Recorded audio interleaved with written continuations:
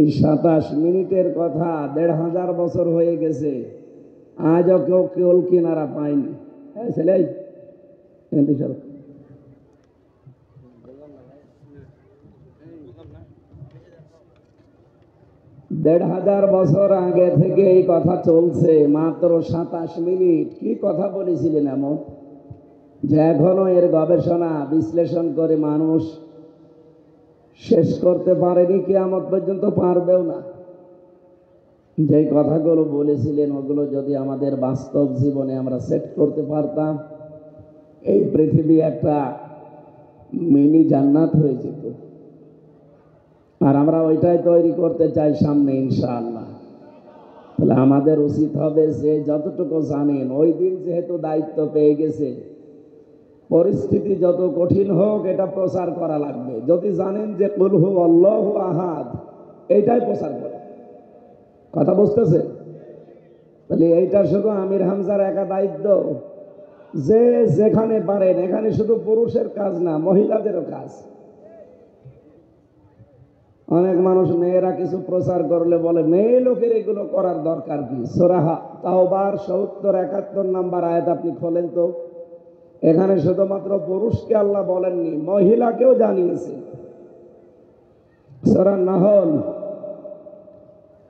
এর ১৪ নম্বর পারা ১৭ নম্বর পৃষ্ঠার ৫ নম্বর লাইনে আছে, নারী হোক আর পুরুষ হোক যদি ভালো কাজ করে সে সওয়াব পাবে। শুধু নারীর জন্য, শুধু পুরুষের জন্য আলাদা কোনো বিধান আছে না। পুরুষ মানুষ রোজা রাখলে মহিলাদের রোজা আদায় হয়ে যাবে এমন আছে? তাহলে এইটা যদি না থাকে, তাহলে আমি যতটুকু জানি প্রচার করব, আমি বেঁচে গেলাম। মেয়েরা যতটুকু জানে তাদের অঙ্গনে তারাও প্রসার করবে, তারাও বাঁচতে পারবে। কথা বলেন ঠিক কিনা? এটা আজ অনেকেই উল্টা দিকে নিয়ে যেতে চায় না। নবীজির কথাকে ভুল ভাল ব্যাখ্যা করার কোনো সুযোগ নেই।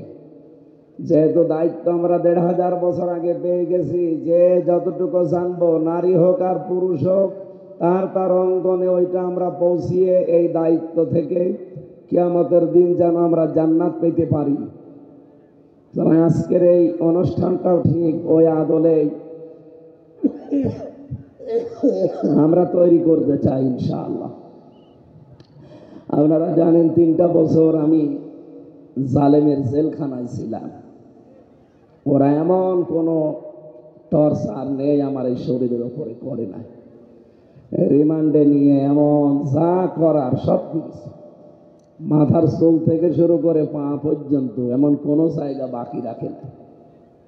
এই জন্য আমি অসুস্থ, স্বাভাবিক হচ্ছে না শরীর।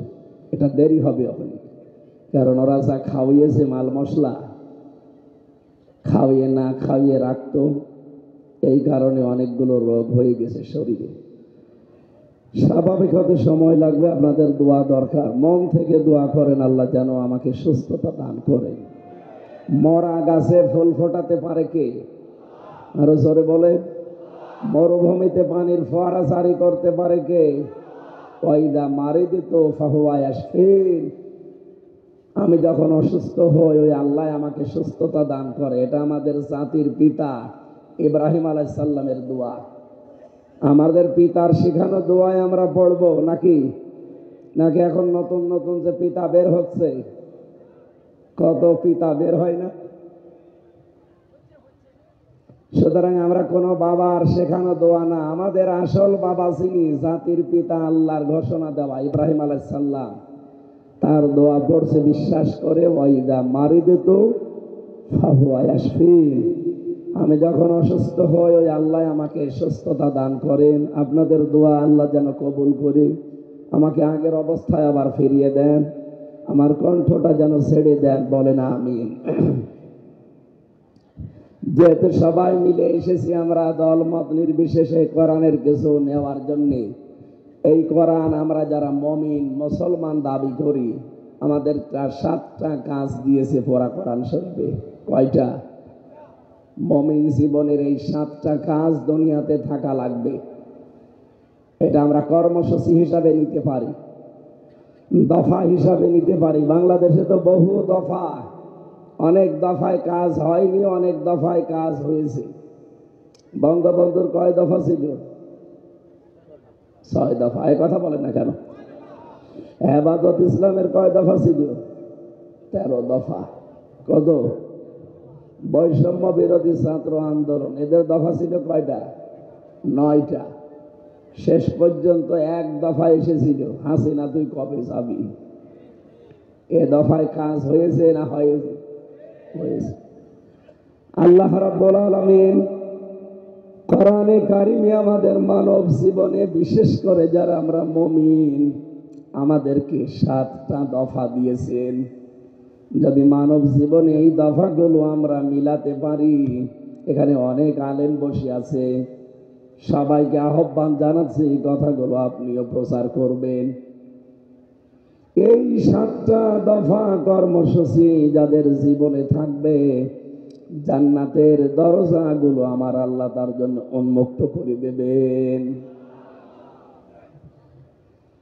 পক্ষান্তরে আপনি দেখবেন সূরা ফাতিহার ভেতর আল্লাহ 7টা আয়াত দিয়েছেন। কয়টা? সবাই বলে। এই 7 আয়াতের ভেতরে 29টা অক্ষরের 7টা অক্ষর আল্লাহ মাইনাস করে রেখেছেন। পড়া কোরআন শরীফ পড়তে গেলে 29টা হরফ লাগে। কয়টা? আপনি কি ঘুমাচ্ছেন? এটা ক্লাস চলছে, এটা জবাব দেবেন ছাত্রের মতো। কয়টা? 7টা। বলেন বলেন। এই 7টা আয়াতের ভেতরে আপনি 7টা অক্ষর পাবেন না। 1 নম্বরে কোরআনে কারিমের ভেতরে সূরা ফাতিহায় আমার আল্লাহ 29টা হরফই দিয়েছেন, কিন্তু 7টা হরফ মাইনাস করে রেখেছেন। গবেষক যারা চিন্তা ভাবনা করে বের করছে কেন আল্লাহ দিলেন না, এই 7টা হরফ না দেওয়ার পেছনে কারণ কি? হাফেজ ইবনে হাজার আসকালানী রাহমাতুল্লাহ আলাইহি তিনি কিতাব লিখেছেন আল মুনাব্বিহাত। এটার বাংলা করেছে চট্টগ্রামের বাইতুশ শরফের পীর আল্লামা শাহ আব্দুল জব্বার রাহমাতুল্লাহ আলাইহি। উনি এখানে প্রথম যে অক্ষরটা, হরফটা পাননি, তার নাম হচ্ছে সা। কি বললাম? সা। সা দিয়ে উনি শব্দ তৈরি করেছেন। সা মানে সাবর, সবর না, 6 সবর মানে ধৈর্য, আর সা 12 সাবর মানে ধ্বংস। উনি জানাতে চেয়েছেন সূরা ফাতিহা যদি কেউ দুনিয়াতে আমল করতে পারে, আমার আল্লাহ তাকে ধ্বংস করে দেবে না। সুবহানাল্লাহ বলতে পারে। 2 নম্বরে আপনি পাবেন না জিম। জিম দিয়ে উনি জানাতে চেয়েছেন জাহান্নাম।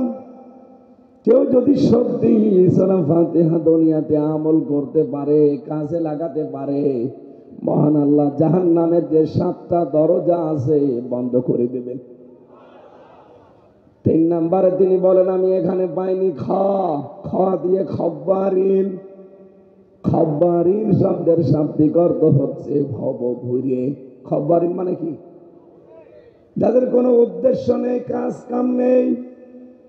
এই পৃথিবীতে যদি সত্যিই কেউ সূরা ফাতিহার 7টা আয়াত আমল করতে পারে, তার জীবনে উদ্দেশ্যহীন থাকবে না, আল্লাহ একটা উদ্দেশ্য দিয়ে দেবে। 4 নম্বরে তিনি বলেন আমি শিন পাইনি। শিন, শিন দিয়ে বাংলা অর্থ তিনি নিয়েছেন শাকাওয়া, তার মানে দুর্ভাগা। শাকাওয়াতুন সিন দিয়ে, সাকাওয়াত নাম নেই, সাকাওয়াত হোসেন, এটার বাংলা অর্থ হচ্ছে সৌভাগ্যশালী। আর সিন দিয়ে শাকাওয়াতুন মানে দুর্ভাগা। কোন মানুষ যদি সূরা ফাতিহার 7টা আয়াত আমল করতে পারে, মহান আল্লাহ ওর জীবনে দুর্ভাগ্য বলে কিছু দেবে না। দিন যত যাবে ওর ভাগ্য সুপ্রসন্ন হতে থাকবে। বলেন সুবহানাল্লাহ। 5 নম্বরে তিনি বলেন আমি এই 5 নম্বর অক্ষর পাইনি, সেটা হচ্ছে ঝা। কি বললাম? ঝা দিয়ে তিনি কোরআনে শব্দ বের করেছেন যাক্কুম।